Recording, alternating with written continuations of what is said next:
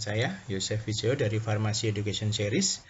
Hari ini kita akan bicara tentang Home Pharmacy Care, ya, layanan residensial apoteker di rumah.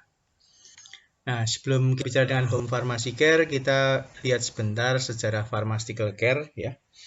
Selama 40 tahun ini, farmasi sebenarnya sudah beralih dari drug oriented ke patient oriented, ya. Sehingga pergeseran menjadi drug therapy manager di sini. Jadi di sini dibutuhkan responsibility, commitment, confidentiality, patient orientation, dan competence itu sendiri. Jadi sejarah pharmacy care kita mulai dari sini. Kita juga masih mengingat kita memiliki 7 star of pharmacist, ada 7+2 sebetulnya. Dari farmasi sebagai member dari healthcare team, di mana farmasi harus bisa menjadi caregiver, decision maker, communicator, leader, lifelong learner, teacher, and manager. Itu yang 7 star. Masih ada 2 lagi yang lain, yaitu researcher dan pharmapreneur. Ya, dari Minister Summit Amsterdam, jadi ada sebuah pertemuan di sini bahwa farmasi bergerak pada the benefit of reversible use of medicine di sini. Nah, ini ada 4 area di sini Anda bisa lihat sendiri. Cikal bakal home pharmacy care yaitu the responsible use of medicine.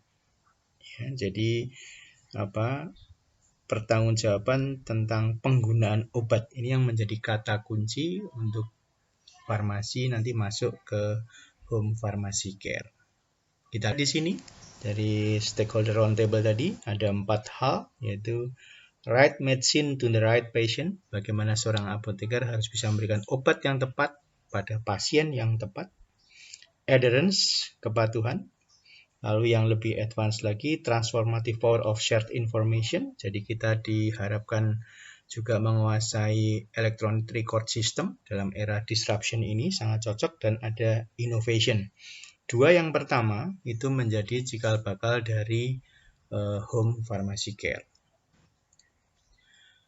Kata pharmaceutical care sendiri jadi sebenarnya dipopulerkan oleh Hepler and Strand di situ. Jadi new concept of pharmaceutical service di situ. Dikatakan the mission of the pharmacist is to provide pharmaceutical care. Pharmaceutical care is the direct, responsible provision of medication-related care for the purpose of achieving definite outcomes that improve a patient quality of life. Jadi di sini seorang apoteker harus mampu menguasai obat, jadi pharmaceutical science-nya, menguasai clinical scientific-nya, dan juga karena berorientasi pasien harus menguasai social behavior and administration of drug. Jadi komplit sebetulnya pharmaceutical care ini, tidak melulu hanya terkait dengan pasien itu sendiri. Permenkes 73 tahun 2016 tentang standar pelayanan kefarmasian di apotek, di situ ada yang mengatur bahwa apoteker diharapkan melakukan pelayanan kefarmasian di rumah, terutama untuk pasien lansia dan pasien dengan pengobatan penyakit kronis. Pelayanan kefarmasian di rumah oleh apoteker diharapkan dapat memberikan pendidikan dan pemahaman tentang pengobatan dan memastikan bahwa pasien yang telah berada di rumah dapat menggunakan obat dengan benar. Nah, jadi home pharmacy care itu sendiri adalah layanan kefarmasian yang dilakukan apoteker dengan cara melakukan kunjungan ke rumah pasien dengan tujuan umum untuk mencapai keberhasilan terapi obat. Namun tidak dipungkiri, untuk melakukan itu hal yang betul-betul tidak mudah. Namun saat ini saya rasa progres untuk ini sudah semakin baik walaupun masih belum banyak sekali. Selain itu, ketiadaan metode pelaksanaan home pharmacy care yang operasional juga makin mempersulit apoteker untuk melaksanakan pelayanan tersebut. Ini hasil riset, ini seperti ini. Jadi bukan apotekernya nggak mau, tapi memang tidak mudah untuk melakukan pelayanan kefarmasian di rumah ini seperti itu. Untuk bisa melakukan layanan home pharmacy care, apoteker dituntut untuk meningkatkan pengetahuan dan keterampilan agar mampu berkomunikasi dengan tenaga kesehatan lain secara aktif, secara lain, dan berinteraksi langsung dengan pasien di samping menerapkan keilmuannya di bidang farmasi. Ya, apoteker memiliki tanggung jawab untuk memberikan informasi yang tepat tentang terapi obat kepada pasien dan menjamin bahwa pasien mengerti dan memahami serta patuh dalam penggunaan obat, sehingga diharapkan dapat meningkatkan keberhasilan terapi khususnya kelompok pasien lanjut usia dan pasien dengan penyakit. Ya. Tujuannya bisa dibaca sendiri. Yang menarik dari pesan di Pharmacist in England ini, home pharmacy care ini to improve patient safety within the care home with a particular focus on the following areas: ordering, storage, administration, and disposal of medicine and appliance and use of the resident own medicine. Ini yang penting ya. Jadi tidak hanya mengatakan tentang penggunaan obatnya, tapi juga dari bagaimana mendapatkannya, bagaimana menyimpannya, dan mungkin dengan bagaimana membuangnya. Mengapa home pharmacy care ini menjadi penting? Kemarin tadi sudah disinggung dari product center ke patient center. Manfaatnya bisa tertulis di sini. Nah, ini contoh simulasi kasus, teman-teman. Anda bisa membaca dulu, ya. Anda menemui pasien di rumah untuk melakukan layanan residensial bagi pasien DM atas permintaannya. Pasien Anda bercerita bahwa dia mengalami gejala-gejala seperti badan terasa lemah, pusing, sering kencing, tangan sering kesemutan, gejala sejak seminggu sebelumnya. Data pasien bisa dibaca di sini. Ada data umur, berat badan, tinggi badan, glukosa darah, HDL, LDL, kolesterol total, dan tekanan darah. Tidak ada riwayat alergi obat, tidak ada riwayat penyakit lain. Obat yang diperoleh dari dokter adalah metformin 500 ml 2 kali sehari sebanyak 60 tablet. Tugasnya adalah berikan edukasi kepada pasien tersebut yang mengeluh merasa tidak ada perbaikan sama sekali. Coba direnungkan sebentar.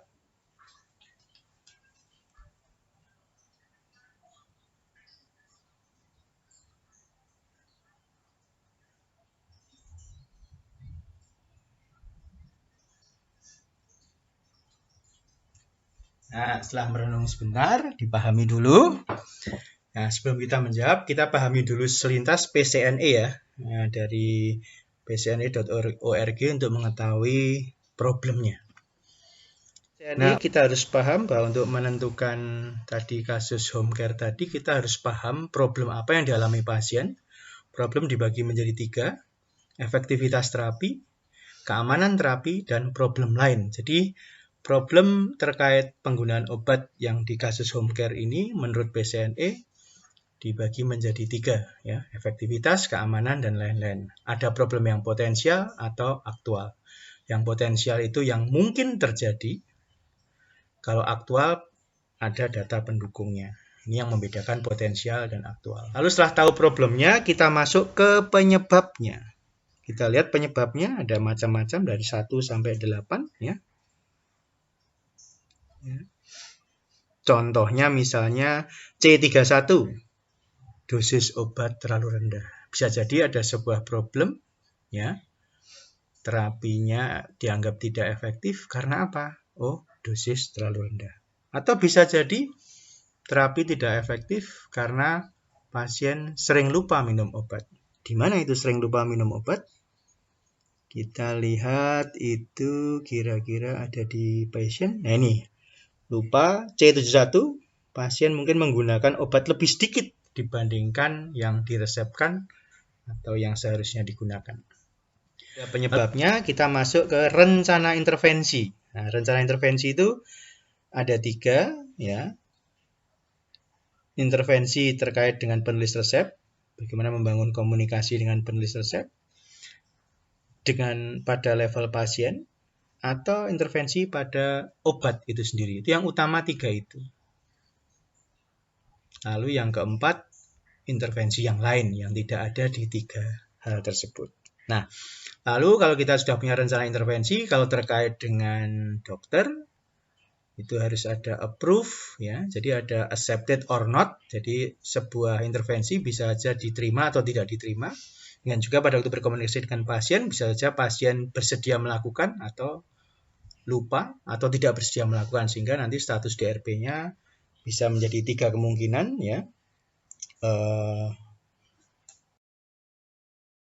Status DRP-nya terselesaikan, sebagian terselesaikan, atau tidak terselesaikan. Tadi Dari contoh soal tadi ya, yang kita lihat ini ya, kita lihat ada yang warna hitam dan hitam, biru dan biru. Ini ada artinya. Jadi saya melihat problemnya tadi adalah obat metformin tidak optimal dalam menurunkan kadar glukosa darah. Ya, tidak optimal. Jadi karena apa mengatakan gitu? Pasien merasa sia-sia. Bisa jadi karena pasien lupa. Itu prediksi kita. Sehingga mungkin saja dosis metformin terlalu rendah. Karena dilihat kadar gula darahnya tadi juga cukup tinggi. Ya, sehingga pasien merasa tidak ada perubahan. Itu penyebabnya itu. Bisa karena lupa dan sebagainya. Lalu di kasus home care tadi juga tidak ada terapi untuk indikasi kolesterol. Kita lihat tadi angka kolesterolnya cukup tinggi. Tapi belum ada obat untuk anti kolesterol. Juga tadi lihat ada gejala kesemutan. Tidak ada terapi untuk gejala kesemutan. Itu problemnya. Penyebabnya adalah pasien belum memperoleh obat untuk indikasi kolesterol dan gejala kesemutan. Jadi, tadi problemnya tidak ada terapinya. Ya, penyebabnya apa? Karena memang belum memperoleh obatnya pasien tersebut. Bisa jadi selama ini pasien ini memang jarang melakukan kontrol terhadap kadar kolesterolnya di laboratorium. Lalu tindak lanjutnya apa? Ada berbagai kemungkinan. Apoteker bisa mengusulkan kenaikan dosis 3 kali 500, ini contoh ya. Atau mengusulkan pasien mendapatkan terapi golongan statin untuk mengatasi yang biru, gambar birunya tidak ada terapi untuk kolesterol. Untuk kesemutan bisa diatasi dengan multivitamin ya. Seandainya ini bisa, itu akan lebih baik. Dan apoteker memberikan konseling obat pada pasien. Konseling terkait apa? Kalau misalnya dokter setuju menjadi 3 kali 500, itu adalah konseling baru terkait waktu penggunaan.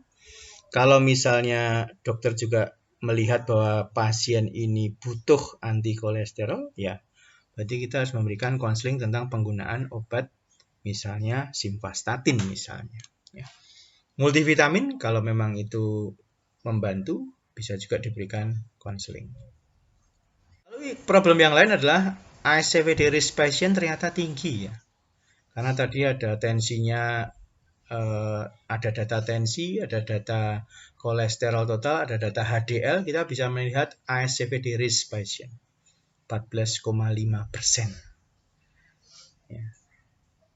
Tinggi, ternyata cukup tinggi dan ternyata pasien belum mendapatkan terapi obat untuk resiko tersebut. Ya. Nah, kalau 14,5%, apoteker bisa mengusulkan obat golongan statin. Contohnya misalnya high intensity kepada dokter dan juga meminta pada pasien untuk mengubah gaya hidup baik dalam diet maupun olahraga. Nah, kalau kita sudah melihat ini, maka akhirnya bagaimana?